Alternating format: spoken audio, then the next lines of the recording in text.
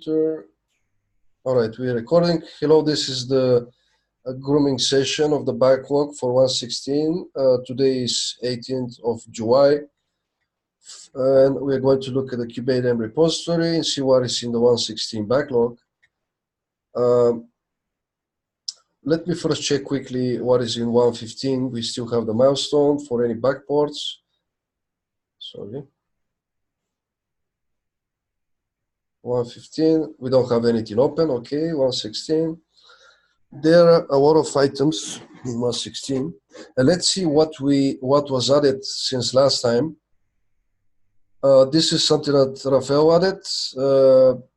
Basically, an action item is for him to, if he wants to modify, upgrade, apply. So do you want to discuss this here, Fabrizio, or should we move to the next item? I have, after reading the, I was originally okay with the proposal of Rafael. That was okay. Let's see if we can make kubeadm upgrade use the same command for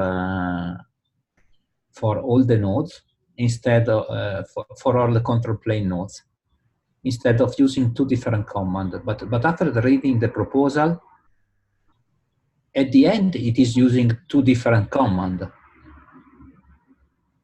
One is upgrade apply with config provider, and the other is upgrade applied without config provider. I see. So it's essentially still a difference, and there's not much benefit to this. And I wrote this in a comment below. Yes. Okay. Okay. So Rafa has to respond to this basically, and we can move to the next item. Okay. Yeah, I'm also kind of skeptical if we magically avoid this, and also we can do the same for workers, maybe a single command for everything.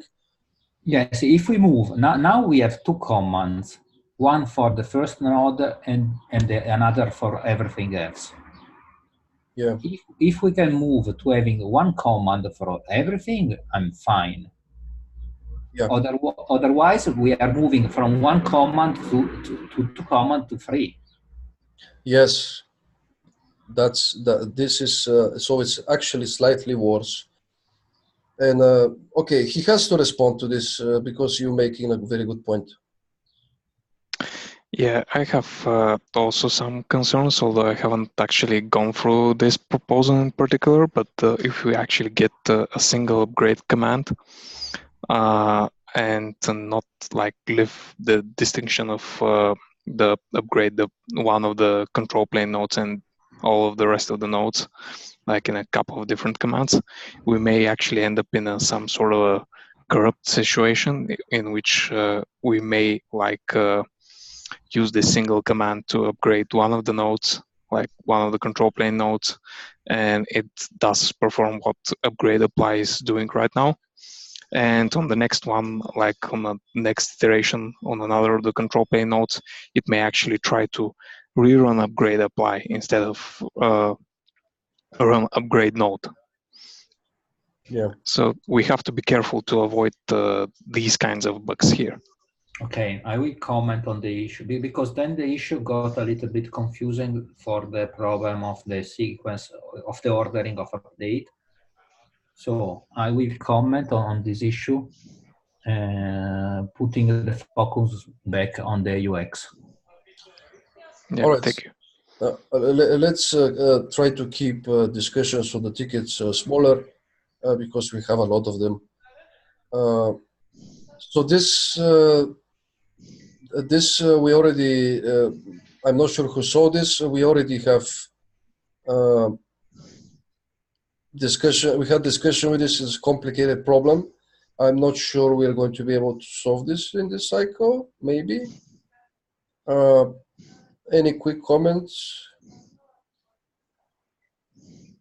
Basically, it's distro related. We have different paths for different distros, and because of that, we are mounting a very unnecessary root path instead of specific folders that contain keys. Okay, in which distro we are not compliant? So here is the summary. There are deviations for, so Debian is okay. I think the problem is on Fedora. Yeah. Again, Red Hat, CentOS are doing something. But anyway, this is assigned to Nadir. He should be able to come up with something. Okay. Because if the problem is only on some exotic distro, who cares? Yes, well, it's an important distro. But he added help wanted, so I'm not sure what he's going to do with that, because... Okay, so let me rephrase. It's not that I don't care. The user can mount volumes so they can fix it. Yes, maybe I should add this comment. But the problem is we already mount a path that is... Okay. So we have to remove the mount. It's not possible with kubeadm. Or we have to make our mounts overriding the default mount. Yes. Okay, no problem. We are solving this with customize. Yeah. This will be the answer for the next 200 issue. for everything. Yes, change cluster date to operation. The user provided some user stories. For Fabrizio already added them, I think. Did you add some of that to the doc? Yes, I have to go back in this issue and iterate on. Basically, what I will propose is to open a Google Doc that will be later transformed into something in the official Kubernetes documentation. And this Google Doc should describe what you can do using upgrades, and what are the pros and the cons of this method, and what you can do using phases. Okay.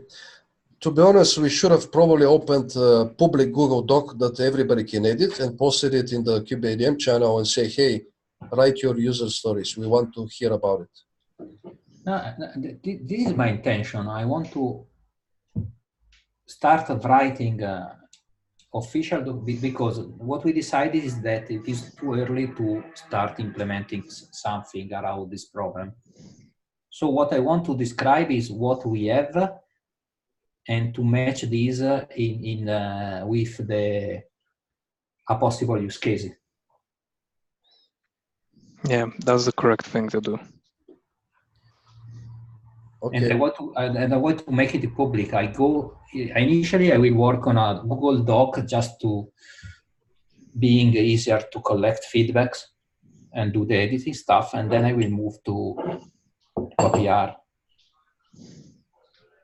Okay, I marked this one as active. I'm working on the docs for this. Yes. This is something that we are discussing in the PR. It's a complete mess. We are handling 500 statuses already, which is kind of planning to handle statuses. I think, first of all, Alexander, Sasha does not have much time to work on this.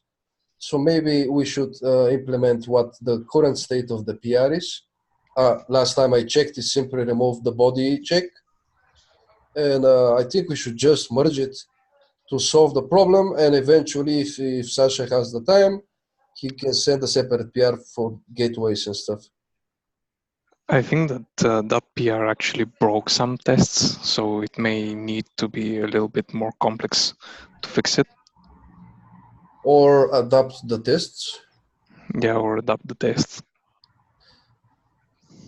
Yeah, and so Tim gave me sort of the semi-approval to go with the client version locally.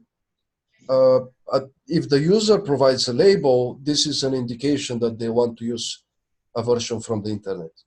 So maybe, I'm just probably not going to have the time for this, but maybe, like Fabrizio informed me today that we have 1 more month for features, so maybe I can just send a patch for this already and get rid of the default. That's basically a cleanup, at least on my part. So the code is like a complete mess there at the moment, and we just need to like make it more straightforward and like reduce the corner cases. So I think that we're on the right path. Yes. I can. Yes. But if I got it right, the solution there is to try to resolve the version of it. If a version is specified, fine. Yeah. Or resolve if it is a label. If there is no label, try to get the latest. Otherwise, use local. So if a version is specified, we are going to use it.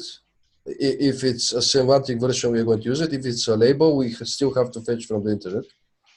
If the user also, yeah, that's it. That's it pretty much. If it's a label, we fetch from the internet. But also, if there is nothing specified, we try to get CI latest. No, we use the client version. That's for the future. That's the idea.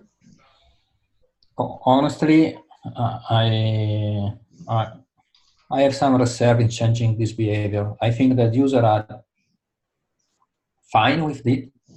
We only have to make it fall back in the proper way. The whole China, the country of China is not happy with this. Okay. Because it fetches a version from the internet, and they have air gap in all cases. Yes, but yeah, if they specify a version, they are okay. Yes, if they specify a version, but the default behavior is still non-air gap friendly.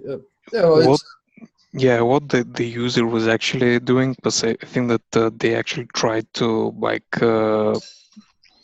well, the gateway in China apparently returns 502 and some non-empty body in response, which is actually the same thing to do when you're operating a web browser.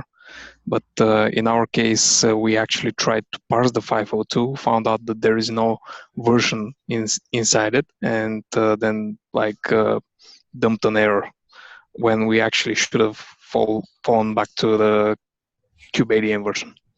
Yeah. If there is an error in an answer, we have to fall back without trying magic. And also, if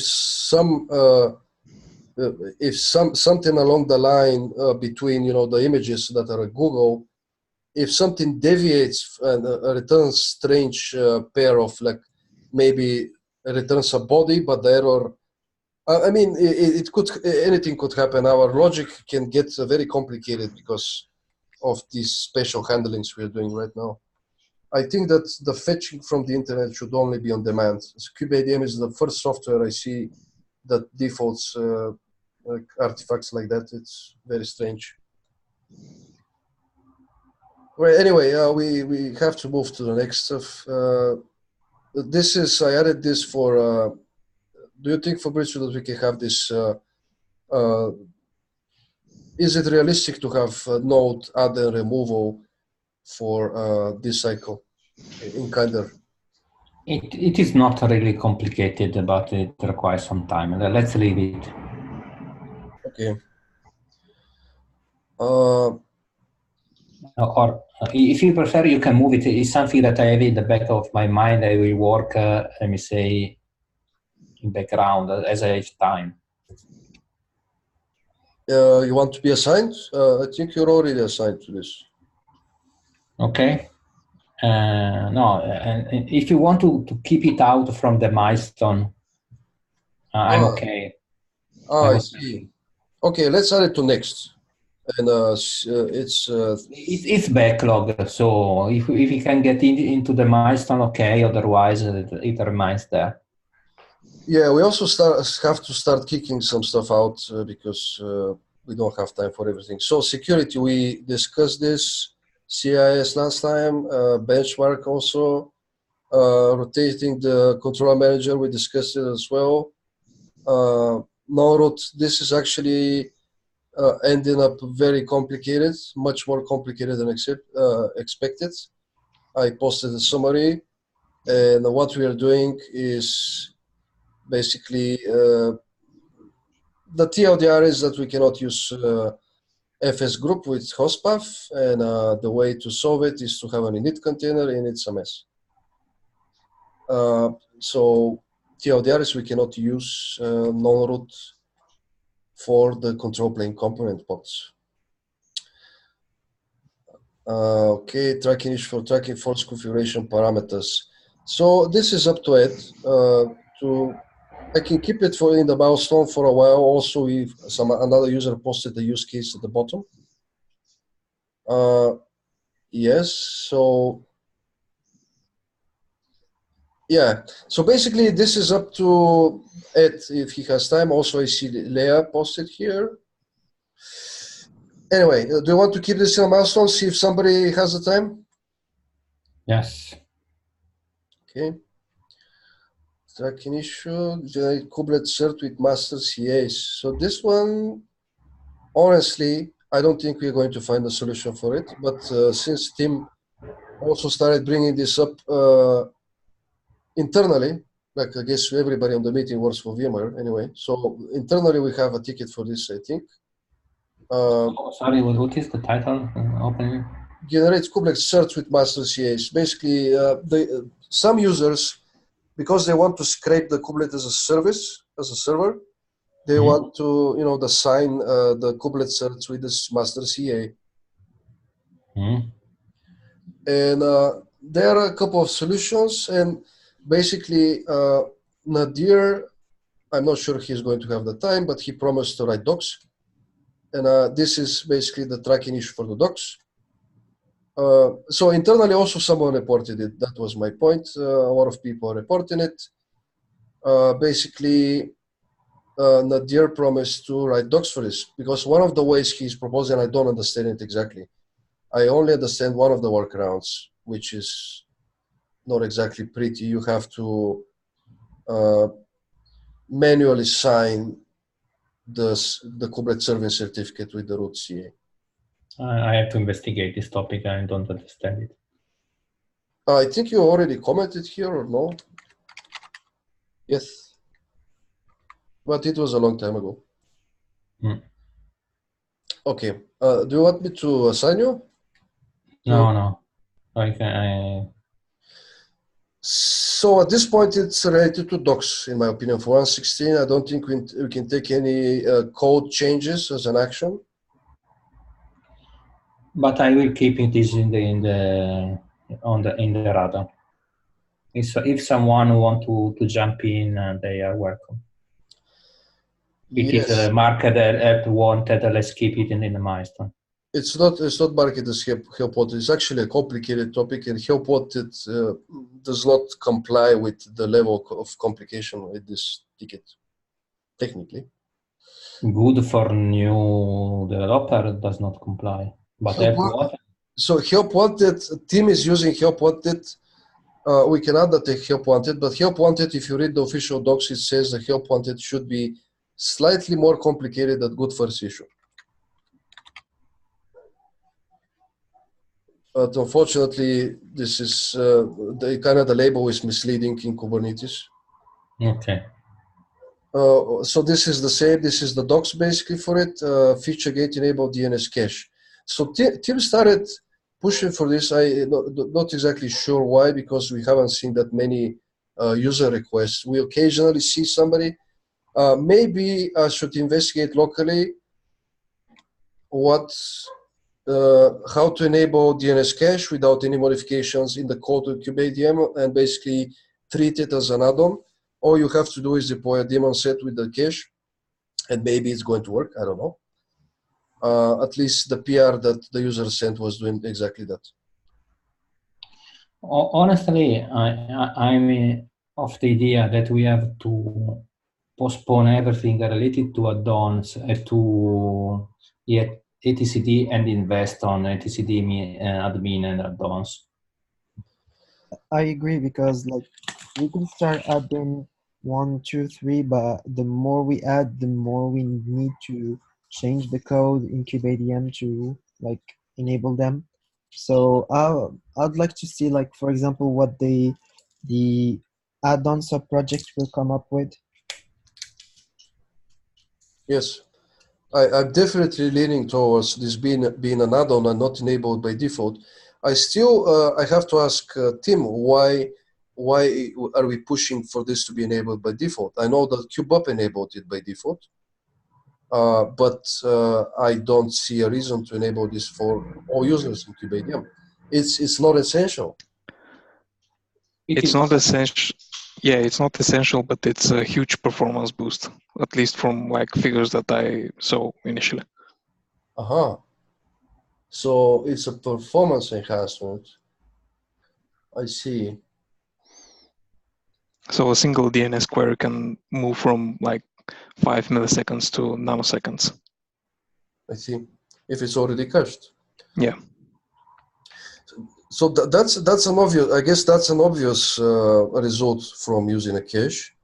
The question is, should we break the rules that kubeadm is a minimal viable cluster with only essential add-ons, or should we, add this as an exception?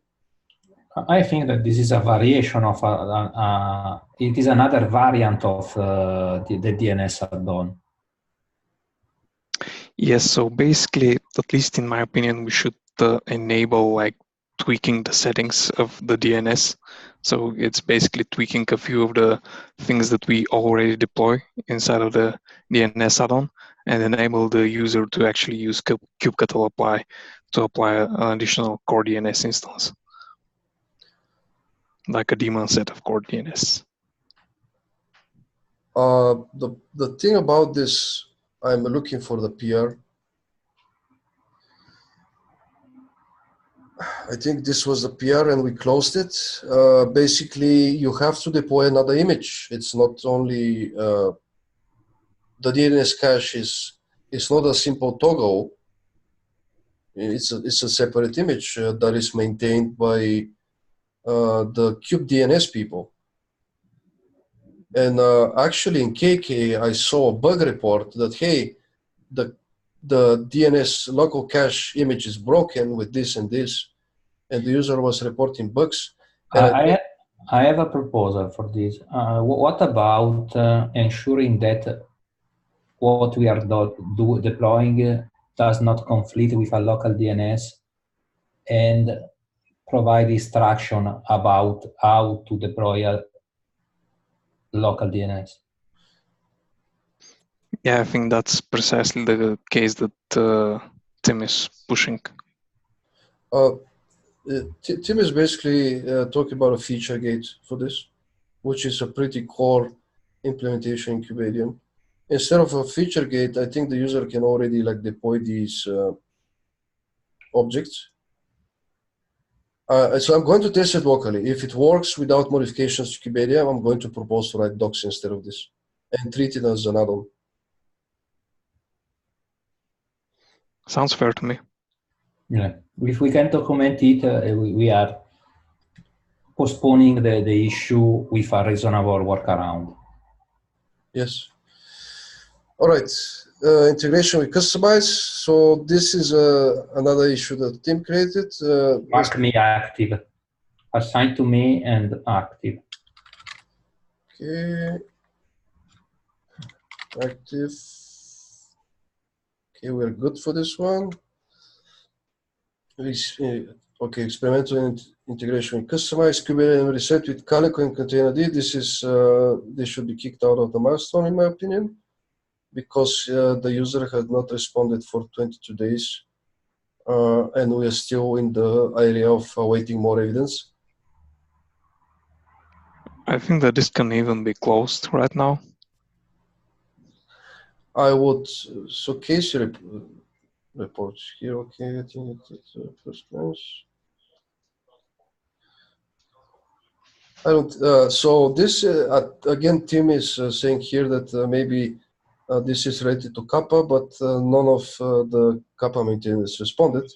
So I think I'm going to remove this from the milestone because Simply there's no response.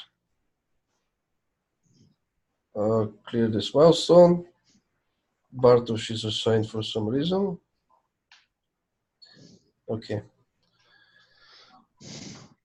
All right, we are here. CMD to dependency problems. So I send a PR for the first, so for the second problem. The first problem is, Yasin, did you log an issue or something, or did you poke?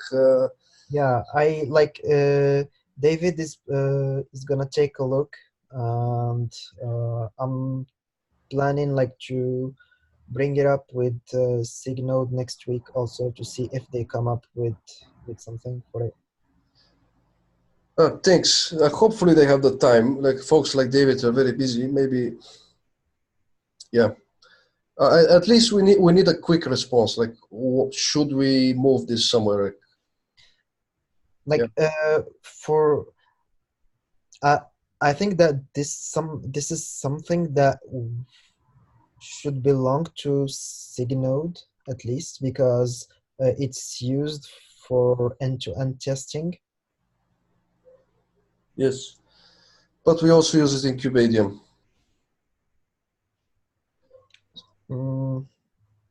Is there a way to move from it on our side? Because it has to be in a shared location. It cannot be in KK because if you move kubeadm out of KK, yeah. But like, can we even get rid of it on our side? I don't think we can at this point. So basically, that's the util system package. Let me show it. I don't think it's possible to get it. Basically, our system pre-flight checks depend on this, and so we check C groups, we check Docker, we check the kernel.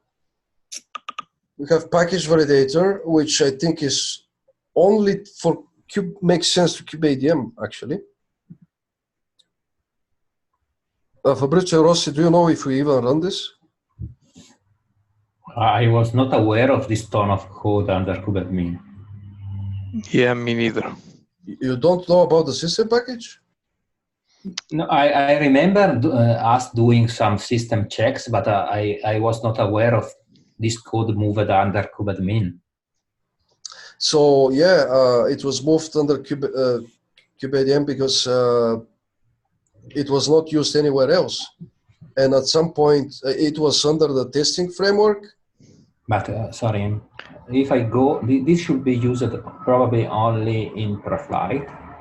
Yes. And let me check what we are using pre-flight. We're using pretty much everything. Yeah, these are all like pre-flight checks. Wow. Well, you must have seen the output of this when you. For sure, I saw the output, but I was not aware that those things are now properties of kubeadm. Lubomir, one question is: the Docker validator is the only thing that is used by end-to-end node? No, actually, they use everything like we do. I discussed when I opened a PR under utils, Tim Hawkins suggested having a kernel package under this repo. So maybe we can, like, if we rework a bit the API to be agnostic and low level, we can move these out too. But like, have the Docker one into a shared location and all the stuff that are related to kernel under utils. A problem is that they use a common interface that is called a validator, which means that the validator has to be in a shared repository, and then we have to have another couple of repositories, one for Docker, one for kernel, and we are starting to split things a lot. And if we can get rid of this in kubeadm, it's going to be amazing. Like this is like the ultimate solution for us. Yeah, we should probably consider first getting rid of the validator interface inside of kubeadm, and then try to move whatever is left to a more generic API, and then translate it to somewhere in staging.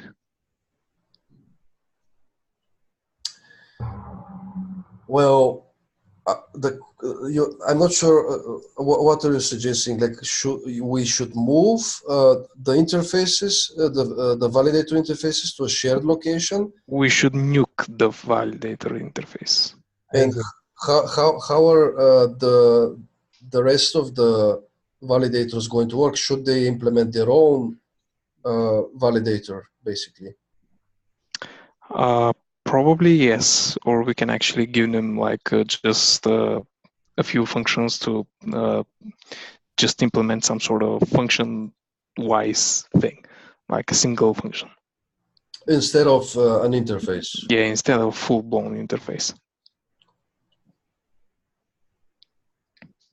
Like also we could pass a function when we are using the validation. We could pass a function that has a common signature, and then when calling the validation, we could pass these functions. Yeah. But so I'm trying to understand. So basically, we remove the validators. We have the validators to use functions instead of an interface. But where do we call and when and where do we call the validators in kubeadm? I think that we can keep the validator in kubeadmin and moving all the checks which are behind in a common location. Yeah. Let's investigate more thoroughly the code, and we can come up with a solution. So you're saying that Tim Hawking was not happy with this location for the validators? No, but like he suggested on a PR to have a kernel package under utils when I tried to move some of the IPVS stuff. So it's more of a suggestion from me, like if it's related to kernel and it does kernel related checks, utils might be a good location for it, since we're trying to have a package there. So, but is utils a good location for all these validators? Because they... No, definitely not, because there are some for Docker. So yes, yeah, Docker is not suitable for there. So I think that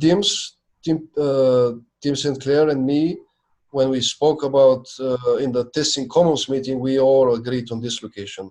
Now, if Signode are not happy with this, or like folks like Tim Hawking, if they're not happy with this, we need another solution. I'm personally fine for this to live here, and we can block the kubeadm moving out indefinitely, and this can be our excuse. So it's okay. yeah, I'm not sure it's gonna hold off, but like I'm not against this moving to this repo, but I would still like first rework it internally, the code, like rework it internally, and then decide where to move it. Yes. Yeah, I agree on that. Okay, makes sense. But since the problem is that it is used in end-to-end test, how much of this is used in end-to-end test? Everything. It's in the node integration end-to-end tests. So both kubeadm and the node integration tests are using the whole package, basically, all the checks, all the validators. So I suggest we move to the next topic.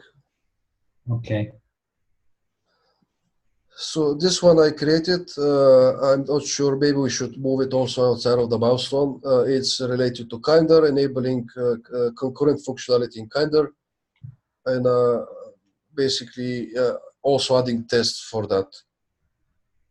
Do you think that we should move it outside? Move to OneX, similar to the other one for the test. It is something that we would like to have, but it is low priority. Yes. Also, I'm not seeing a user report about this. Well, when we released 1.15.1, we had a release note that said, hey, by the way, we now support concurrent join, but at the same time, we don't have end-to-end tests for it. So it's really a question whether we should push this as a higher priority this cycle, or we can close our eyes and say, hey, like we're going to have a test for that next cycle, maybe. But it's definitely a user-facing feature that we claim to support, but we are not testing. Anyway, let's continue. So this is to be honest, already with kinder we reached some at some extent this topic. But yes, because we found some problem at the end of last cycle. Yes, but we are still not testing concurrent join of control planes.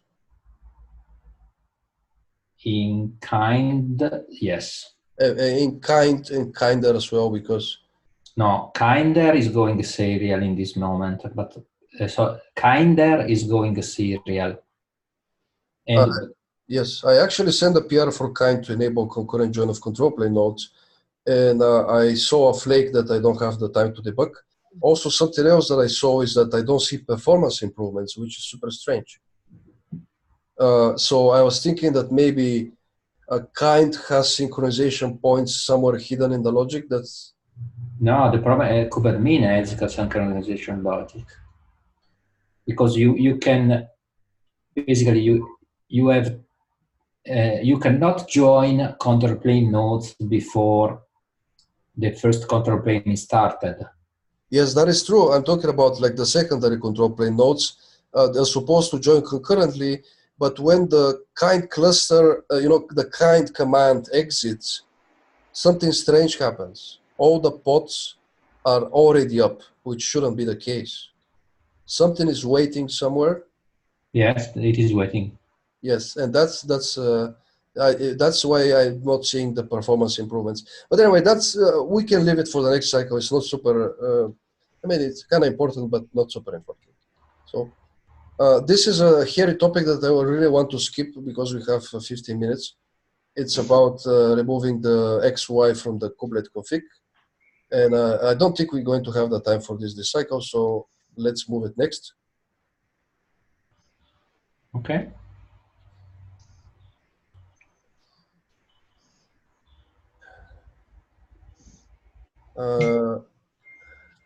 I forgot where was I. X, Y. No. This one, Chinese friendly. So this is in a milestone, and I'm not seeing any reports from DXU from 10 days ago. So let's leave this. Let's see what he... Let's leave. This is related to the SIG organization, to the team organization. So I like to tackle it. Yes, I noticed that they are naming the meeting SIG Costa Lifecycle instead of kubeadm meeting. I'm not sure what's up with that. Well, basically, the discussion was to have a kubeadm meeting and not a SIG meeting, because a SIG meeting has to have a chair present. So hopefully they get this right. We will clarify. Let's see if there is interest, and then we clarify what they want to talk about. Of course, we favor kubeadm. Yes. So this is a bug. Iago found it. I confirmed it. This is definitely a bug. The TLDR is that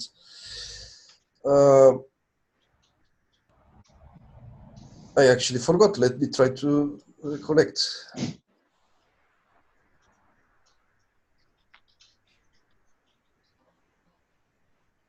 Yeah, so that's the important part. We apply control plane taint after the control plane comes up.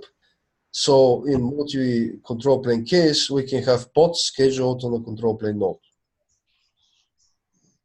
And that's not a good thing. So what is Iago suggesting is that we should use the kubelet flag to apply the taint as soon as possible. What do you guys think? Makes sense. Yeah. Aren't we actually doing that right now? No. Because I can remember that we supplied a list of taints to the kubelet via command line flag. That should be the case, actually. So if the taint is here, actually, this is another solution. Basically, we just have to reorganize the logic in kubeadm, I guess.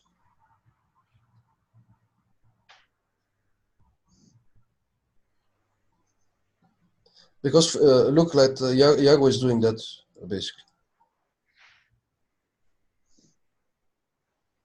I'm not sure where are we applying the taint so late in the bootstrap process. I think this is something specific for the join. Mm-hmm. Okay, so this is, I'm going to add help wanted. See if somebody wants to jump in.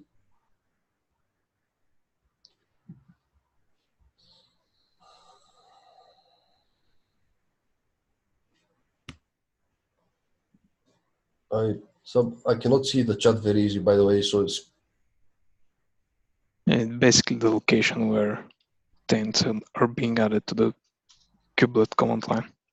yeah. Okay, where are we? Again, I forgot. Iago. Let me find where Iago posted.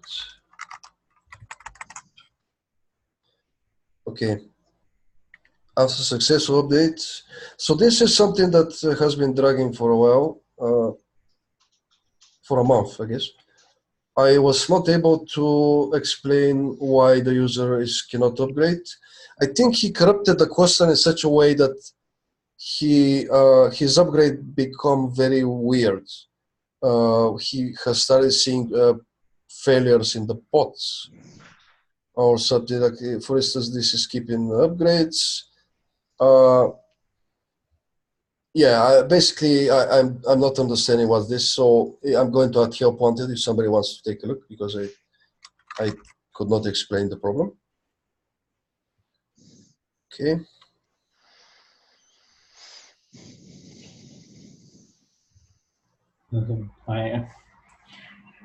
I think that no one will solve this one because it is difficult to reproduce. It's impossible. I can try this right now, but something strange, the user is doing something strange that I cannot reproduce it, yes. Okay, so... I've seen some users report such an issue. Like I had one of my ex-colleagues that have seen this, actually. So if you want, I can circle back with him and see if he can give me a reproducer. Do you want me to assign you? Yeah, sure. Okay. Yes. I forgot your name always, sorry. It's Yastij. Yes. Okay. All right. This is the next one. This is, we are already doing a lot of work here. There's nothing to discuss, I think. I mean, we have a doc, we should discuss on the doc. It's fine for this cycle. We have important soon items in the list. 10 minutes. Import boss. Evaluate API object fetch retry logic. So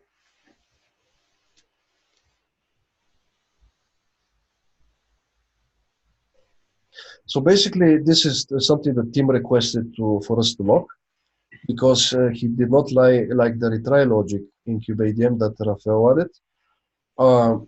You know, we have a couple of camps of people here. I am in the camp of Jordan, where Jordan is saying basically one-time executions like kubeadm should potentially always have retry logic. Tim, on the other hand, is saying that maybe we have problems in the API server, so we should not retry and always try to catch problems. So this is we might be dragging this for a while, because it's very important for us to support the patch that Rafael added. Basically, it's a crucial. Without that, we have flakes, which is not desired, basically. Maybe like I would lean toward Tim's idea, because this would hide issues for users from the API server and implement retries outside if we can. Mm-hmm. Yes, in a wrapper. Yeah. But technically, if there is a serious problem, it should still surface, even with this backoff. The default backoff is very short, by the way. So if there's an actual problem, it should surface. But yes, we're not catching all those little cases where something is not ready for some reason. Yeah, but like sometimes it takes much time because of an issue that goes that resolves at the end, but still there is some issue, and it might hide something else. Mm-hmm. Yes, I definitely agree. Yes.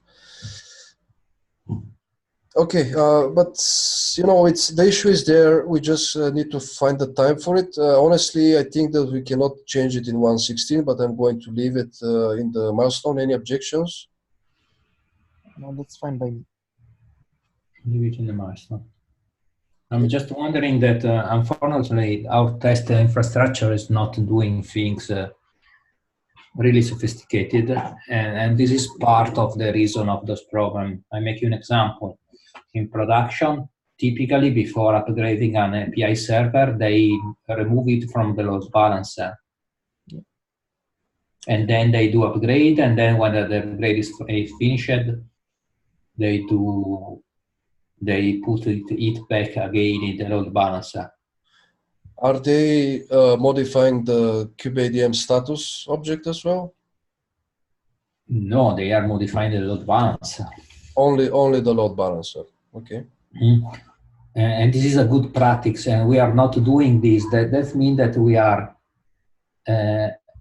pinging API server while they are upgrading, which is not ideal. So I agree with Tim that the API server is not answering properly in that specific model, in that specific time frame, and typically it converts quickly. Yeah, but the health Z of the API server is not ready when we are doing the retry. I think that's the case, basically. That may not be actually true. And so it is tricky because there is the API server, the load balancer on top, and so on. So I'm okay in keeping this, but I think that having this retry logic makes sense, at least unless we have a more reliable testing info. Yes, and that's why I created the test ticket that is for adding and removing nodes. But this is slightly different. This is, I have a cluster with 3 control plane under a load balancer, and I started doing upgrade. I should do upgrade in a more sophisticated way. For instance, I should remove before upgrading a control plane, I should remove from the load balancer, do upgrade, and then pick it back, put it back under the load balancer. So why don't we have this in the official docs? because in the official doc we don't have nothing about the load balancers, but also we don't have nothing about, I don't know, draining nodes before doing upgrades. Yes, and also we don't drain control plane nodes that have workloads. We don't, yes. Okay, this is a very complicated topic. We can discuss it for hours. And I don't think we can No, do... my only point is that it is not only responsibility of the API server. That's true. Okay. Folks, I have to leave you. I actually have to leave as well. I guess let me remember where we are. Evaluate API objects. Like an issue for Windows. Okay, that's a pretty good marker to investigate next week, maybe. All right, I'm going to stop the share, stop the recording, upload it later.